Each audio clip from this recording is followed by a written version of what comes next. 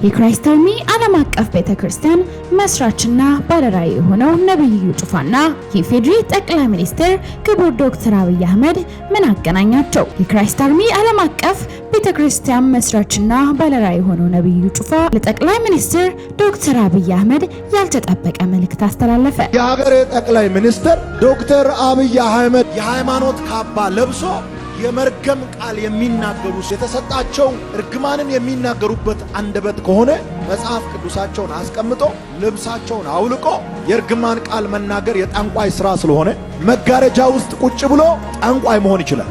የምትሯሯጠው ሩጫ እነግርሃለሁ፣ እግዚአብሔር አምላክ ነፍስን ይቀማሃል። እዚህ ጋር እኛ እየገነባን አንተ እዚህ ጋር ታፈርስ፣ እኛ እዚህ ጋር እየሰራን አንተ እዚህ ጋር ታበላሽ። የሥራው ባለቤት እግዚአብሔር ስለሆነ አይባልም። የአደባባይ ሰው አትሁኑ። አክብሮት ለማግኘት አድናቆት ለማግኘት ጿሚ ነው ለመባል ድራማ አትስሩ። ሰላም ጤና ይስጥልን ቤተሰቦቻችን፣ ይህ የሮማንስ ሮድ የዩቲዩብ ቻናል ነው። በቻናላችን አዳዲስና ወቅታዊ ትኩስ መረጃዎችን ይዘንላችሁ መጥተናል። እስከ መረጃው ፍጻሜ አብራችሁን ቆዩ። ቻናላችንን ሰብስክራይብ አላደረጋችሁ ሰብስክራይብ በማድረግና የደውል ምልክቷን በመጫን አዳዲስ መረጃዎችን በፍጥነት ያገኙ። ቪዲዮአችንን ለሌሎች ሼር በማድረግ ቤተሰባዊነቱን ያጠናክሩ። በቅናት ምክንያት ብዙ የተጎዱ ሰዎች በመጽሐፍ ቅዱስ ላይ አሉ። እናንተ ያደራምላችሁ እግዚአብሔርን ስታመሰግኑ ስታገለግሉ ክርስቶስን ስትሰብኩ ኢየሱስ ክርስቶስ የኃጢአትና የሞት መድኃኒት ነው፣ ከሰማይ በታች ከምድር በላይ ከሱ ውጪ የመዳኛ መንገድ የለም ብላችሁ ስትዘምሩ ብዙ ችግር ሊያጋጥማችሁ ይችላል። ልጆቻችን እየጠፉ ከቤተ ክርስቲያን የተገፉትን መመለስ መሰብሰብ አለብን። ቤቱ ገፊ ነው። ቤተ ክርስቲያናችን ከእግር እየሞተች ነው። ሞት የሚጀምረው ከእግር ነው ይላሉ። እውነታው ይሄ ነው። ጌታ ኢየሱስ ክርስቶስ ስትሉ እንደምትገፉ ዋጋ እንደምትከፍሉ ደግሞም ኢየሱስ በማለታችሁ እንደምትገፉ ጭምር እንኳን እኛ ትናንሽ እዛ እናገለግል የነበረን ወጣቶች አይደሉም። በጳጳስ ደረጃ እንኳን ሰው ኢየሱስ ካለ የሚገፋበትና ዋጋ የሚከፍልበት ቤት ነው። ለዛ ነው እኛም የምንናገረው ኢየሱስ ክርስቶስን ለምን ትጠሉታላችሁ? ኦርቶዶክሳውያን ጌታ ኢየሱስን ለምን ትጠሉታላችሁ? ይሄንን ቪዲዮ ኮፕሊንክ በማድረግ ለብዙዎች ይሄ ቪዲዮ እንዲደርስ እባካችሁ ወንጌል አማኞች እንድትተባበሩን። ዘይት አይሸጥም፣ ገሳው ስም የለም፣ የሚሸጥ ውሃም የለም። በምስሉ ላይ የምትመለከቱት ነብይ ያሬድ ሳሙኤል እነሆ የታመማችሁ ኑ በመጣችሁበት ዕለት ትፈወሳላችሁ ብሎ ሲናገር በርካቶች ያውቁታል። በዚህ ቤተክርስቲያን ውስጥ የውሃና የዘይት ሽያጭ እንዲሁም ደግሞ ገሳውስ አለመኖሩ የብዙዎችን ቀልብ የሳበ ክስተት ነው። ስለሆነም ከሐኪም በላይ የተባሉ ሁሉ እየተፈወሱ የሚገኙበት ስፍራ ስለሆነ እግዚአብሔር መልካም እንዲያደርግላችሁ በዚህ ቦታ እንድትካፈሉ የማበረታታችሁ ይሆናል። አዲስ ቤክሲሳ ያለን እቺ ሰውዬ ደግሞ ከቅርብ ጊዜ ወዲህ ይሄ አሁን ተሰራበት ሁለተኛው ሶስተኛው የድለላ ማስታወቂያው ነው። አሁን አንተ ማለት ነው አቤል ደንበላሽ አሁን አንተ ይሄንን ስራ ነው ብለ ሚስት አግብተህ ልጆች ወልደህ ታሳድጋለህ። አሁን ይሄንን ስራ ነው ብለ የገቢ ምንጭ ነው ብለ ሄደህ ከባንክ ቤት ኤቲኤም ተናንተ ተረረም አድርገህ ብር አውጥተህ እንጀራ ትበላበታለህ። አንተ ምን አይነት ቀሽም ሰው ነህ? በእግዚአብሔር እንዴት አይነት ማይቀፍል ሊና ያለ ሰው ነህ አንተ። ከዚህ በፊት ጎላጎል ላይ ለፕሮቴስታንቶች የሥራ ዕድል ተከፈተ ምናምን ብለህ ከነዛ ስማቸውን ከጠራዋቸው ማፊያዎች ጋር ሙልጭ አድርገህ ልትዘርፍ እንዲህ በቃ ጥርስህን ስለመጣ እንደ ተኩላ የግራይንድ ጥርስህን ስለመጣ ዝም ብላችሁ ታዩታላችሁ አይደል? አሁን ይሄ ጓደኛ ያለው እገልዬ ምናምን አንተ በኢየሱስ ክርስቶስ ስም በቃ የተንኮታኮቱ የተመናመኑ ያለቀ ያበቃላቸውን ሰዎች በአንተ ማስታወቂያ አሁን ነፍስ ልዘራባቸው ነው አይደል? ተነስተው እንደገና እንዲዘርፉ በቃ እንዲመዘብሩ ግፍን በደልን እንዲሰሩ እግዚአብሔር አምላክ እዚህ ሰዓት ጀምሮ ይሄንን ስራ ካላቆም ይኸው እየነገርኩ የእግዚአብሔር ቁጣና ፍርድ በአንተና በቤት ላይ ይምጣ። ይህ ቃል አውጥቼብሃለሁ፣ ተናግሬብሃለሁ። በእውነት የእግዚአብሔር ስምና ትምህርት እንዲሰደብ እየታገልን ያለውን ነገር እየለፋን እየተማማትን ያለንበትን ነገር መልሰ እንደገና ለማበላሸት ወደ ታች ወደ አዘቅት ለመጣል የምትሯሯጠው ሩጫ እነግርሃለሁ እግዚአብሔር አምላክ ነፍስን ይቀማሃል። እዚህ ጋር እኛ እየገነባን አንተ እዚህ ጋር ታፈርስ፣ እኛ እዚህ ጋር እየሰራን አንተ እዚህ ጋር ታበላሽ። የሥራው ባለቤት እግዚአብሔር ስለሆነ፣ የቤቱ ባለቤት እግዚአብሔር ስለሆነ ከቅርብ ጊዜ ወዲህ ይሄ አይ ቲንክ እኔ ሁለተኛ ስሰራብህ ግን 3-4 ጊዜ አይቻለሁ። አንተ የሰይጣን ቁራጭ ትተው እንደሆነ ተው፣ ታቆም እንደሆነ አቆም። ይህንን የደላላ ስራ ሄድ፣ ሌላ ስራ ፈልግ። ሄድ ባጃጅ አስተዋውቅ፣ ሄድ የኤሌክትሪክ መኪናዎችን አስተዋውቅ፣ ሄድ የሥራ ፈጠራን አስተዋውቅ፣ ሄድ የተፈጥሮ መስህቦችን አስተዋውቅ። አንተ ምን አይነት የወደቀ ህሊና ነው ያለህ? አንተ ምን አይነት የሞተ የተዋረደ አእምሮ ነው ያለህ? አንተ እግዚአብሔር አምላክ ይነቅልሃል። እነግርሃለሁ፣ በነፍስ ነው የሚመጣው እግዚአብሔር። እንደዚህ እግዚአብሔር ስምና ትምህርትን ከሚያዋርዱ ጋራ ጆይን ፈጥረህ አትበላም እንጀራ። ይሄንን ኮፒ ሊንክ ዲዩት ሪፖስት አድርጉና እባካችሁ ለእውነት የምትቆሙ ጴንጤዎች እንደነዚህ አይነት ቆሻሻ ጭንቅላት ያላቸው ጠርጋችሁ አባሩልን፣ አስወጧቸው። እኔ ደግሞ ይኸው እየነገርኩ ነው፣ እግር በእግር እየተከተልኩኝ ያው እግዚአብሔር ምስክሬ ነው። አዋርደሃል፣ አትበላም፣ በዚህ ቆሻሻ እንጀራ አትበላም። ይህንን የማፊያ ስራ ሰርተ አንተ የጌታን ስምን አጠራ። የመጨረሻ ማስጠንቀቂያ ነው አሁን እየነገርኩ ያሉት። አቤል ደንበላሽ የምትባል አንድ ስራ ፈት ሰነፍ ማለት ነው። አሁን ለምዳል ዘይት ጥብርጥሶ ሌብነት ምናምን መኪና ሲገዙ አይታል አይደል? አሁን አንተ የነሱ ፕሮሞተር መሆን ነው፣ አድቨርታይዝ እያደረክ ነው አይደል? እግዚአብሔር አምላክ እዚህ ጉሮሮ ላይ ይቆማል። ይሄንን አንደበት ይሄንን እስትንፋስ የሰጠ እግዚአብሔር መልሶ ይዋጋሃል። ይሄን አረጋግጥልሃለሁ። ከዚች ቀን ይህችን ማስታወቂያ አንድ ብለህ ከሰማህበት ቀን ጀምሮ መጨረሻህን አንተ ነህ እንግዲህ ልትወስንበት። ትሽ ቦረና ነኝ። እግዚአብሔር እውነት ላይ አንደራደርም። ጊዜው የለውጥ ነው። ማንንም አንፈራም። ሕግ ያለበት መንግስት ያለበት ሀገር ውስጥ ነው የምንኖረው። መተቸትን፣ መቃወምን፣ ማጋለጥን መጽሐፍ ቅዱስ የሚላችሁ እንላለን። ውሾች ካለ ውሾች፣ ግብዝ ካለ ግብዝ፣ ሴሰኛ መዝራ ካለ አለ ነው። የወንበዴ ዋሻ ካላችኋል። ይሄንን ፖለቲከኛ ጋር ሄደ ምናምን እነሱንም ግራ አታጋቡ ሄዳችሁ። ጉዳዩ የሃይማኖት ጉዳይ ነው። ጉዳዩ መንፈሳዊ ጉዳይ ነው። አታወሳስቡት። ሌላ ነገር አታስመስሉት። ፍርዳችሁ ይጨምራል። በላያችሁ ላይ የፍም እሳት ነው እየከመራችሁ የምትሄዱት። እኔን ሀብታሙን አይደለም የምትቃወሙት። ኖ። የሥራው ባለቤት የቤቱ ባለቤት እግዚአብሔር፣ የሰራዊት ጌታ እግዚአብሔር፣ የእሱ መንግሥት ደግሞ ሁሉን ትገዛለች። ስለዚህ ማንም ከፊቱ የሚሰወር የሚሸሸግም ስለሌለ ይህን አረጋግጥላችኋለሁ። በሌላ ቪዲዮ እንገናኛለን። ኮፒ ሊንክ ዲዩት ሪፖስት ማድረግ፣ ፎሎ፣ ላይክ ማድረግ አትርሱ። በሌሎች ጉዳዮች ማግኘት የምትፈልጉ እኔን ኢንቦክስ። የሀገሬ ጠቅላይ ሚኒስትር ዶክተር አብይ አህመድ እንዲረገም አልፈልግም፣ እንዲባረክ ነው የሚፈልገው። ለሀገር መሪዎች እንድንጸልይ ስለሚያዘኝ ምንም ማድረግ አይቻልም። የሃይማኖት ካባ ለብሶ የመርገም ቃል የሚናገሩ ሰዎች የተሰጣቸው እርግማንን የሚናገሩበት አንደበት ከሆነ መጽሐፍ ቅዱሳቸውን አስቀምጦ ልብሳቸውን አውልቆ የእርግማን ቃል መናገር የጠንቋይ ሥራ ስለሆነ መጋረጃ ውስጥ ቁጭ ብሎ ጠንቋይ መሆን ይችላል። እስራኤላውያን እንዲረገሙ ባላቅ የተባለ ሰው ገንዘብ ከፍሎ ባላምን አመጣ። ሲደርስ ግን እግዚአብሔር ጉሮሮን ይዞ መርገምን ወደ በረከት ነው የቀየረው። እኔ በኢትዮጵያ ላይ የተነገረውን መርገም ወደ በረከት ቀይሬያለሁ። ቤተ መንግሥት ላይ ወደ በረከት ቀይሬያለሁ። የሞተውን አንከተልም፣ የሚሞተውንም አንከተልም፣ በሕይወት የሌለውን አንከተልም፣ ነገ ዋስትና የሌለውን አንከተልም። ዋስትና ያለው የናዝረቱ ኢየሱስ ብቻ ነው። ከሞት ከተነሳ በኋላ በተለያየ መንገድ መነሳቱን ያረጋገጠው የናዝረቱ ኢየሱስ ብቻ ነው።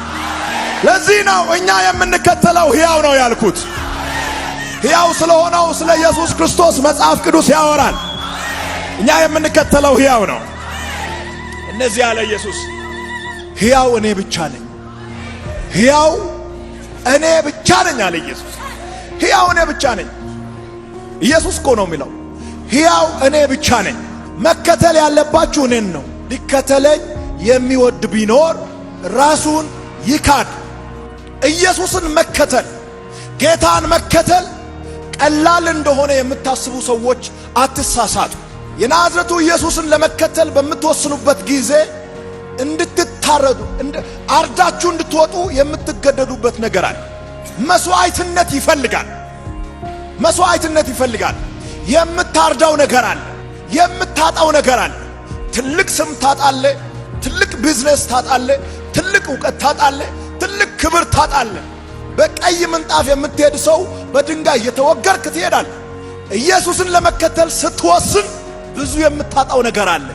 ጌታ ኢየሱስ ክርስቶስ ግን እንደዚህ አለ፣ ከምታጣው በላይ ሉዝ ከምታደርገው በላይ የምታገኘው ይበልጣል። በምድር ያለውን ታጣለ፣ በሰማይ ያለውን ትይዛለ። በሰዎች ዘንድ ያለውን ከበሬታ ታጣለ፣ በእግዚአብሔር ዘንድ ግን ብዙ ክብር ያገኛል አለ። ሊከተለኝ የሚወድ ቢኖር ራሱን ይካድ፣ መስቀሉን ተሸክሞ። ምታጣው ነገር አለ።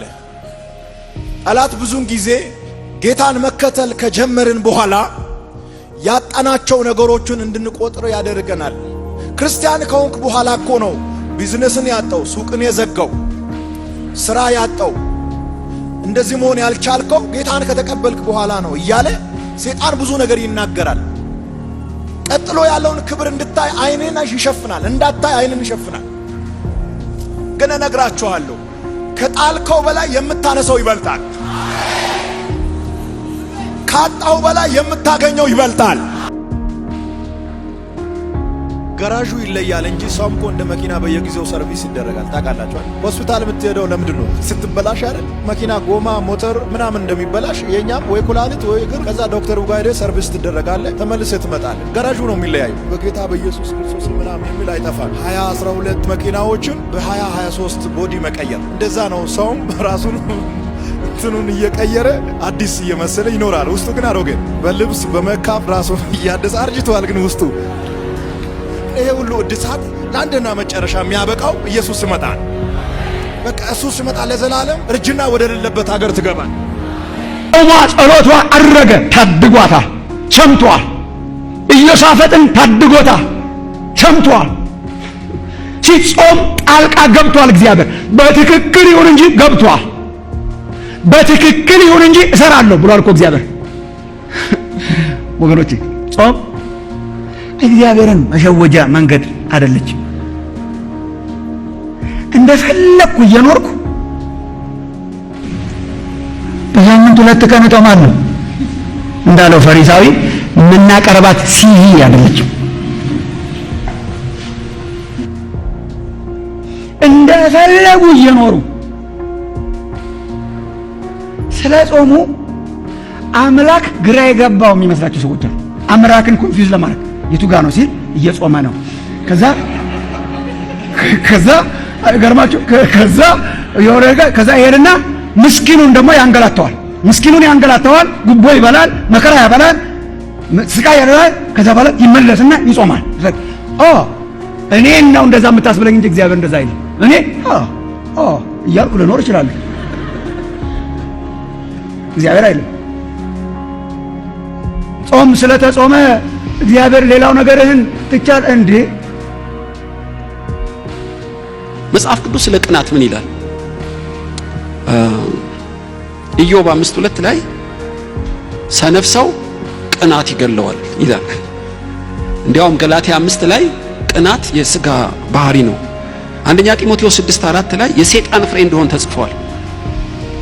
ያዕቆብ 3:16 ቅናትና አድመኝነት ባሉበት በዚያ ሁከትና ክፉ ስራ አለ ይላል።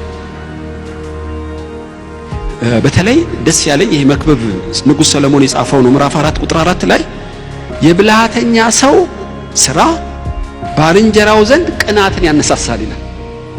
እግዚአብሔር ጥበብን፣ ብልሃትን፣ ሞገስን ጨምሮ እየበረታ ከመጣ በባልንጀራ ዘንድ ቅናት መቀስቀሱ አይቀርም ይላል። እንግዲህ በወደቀ ዓለም ውስጥ በደካማ ስጋ ውስጥ ስላለን የሰው ሁሉ ባህሪ ነው። ወንድሙ ሲሳካለት አብዛኛው ደስ የማይለው ሊሆን ይችላል።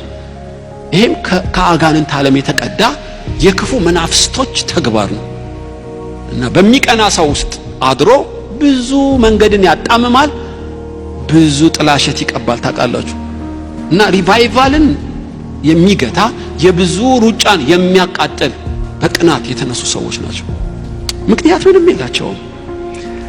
እንዲያውም ምሳሌ 14:30 ላይ ቅናት አጥንትን ያነቅዛል ይላል። ይሄ መጠናት አለበት ምን ለማለት እንደፈለገ በእውነት ፊዚካሊ ራሱ ዳሜጅ እንደሚያመጣ የሚናገር ሐሳብ ይመስለኛል።